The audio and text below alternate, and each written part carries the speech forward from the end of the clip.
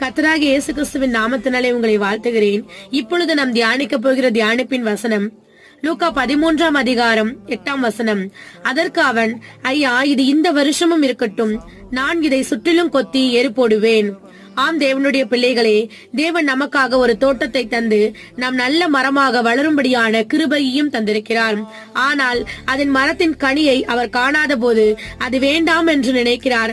அப்பொழுது நம்முடைய கர்த்தராகிய இயேசு கிறிஸ்துவானவர் சொல்லுகிறார், நான் அந்த மரத்தை சுற்றிலும் கொத்தி எரு போடுவேன். ஆம், அப்படியாக அவர் நமக்கு கிருபையாக அளிக்கிற ஒவ்வொரு வார்த்தைகளையும் நாம் பிரயோஜனப்படுத்திக் கொள்வோமே. ஆனால் அவர் வரும்போது நாம் அதிக கனிகளை தந்த பிள்ளைகளாக அவர் சமூகத்தில் நிற்க முடியும். அவர் கூறுகிற ஒவ்வொரு வார்த்தைகளையும் தியானிப்போம், அதை பயன்படுத்திக் கொள்வோம்.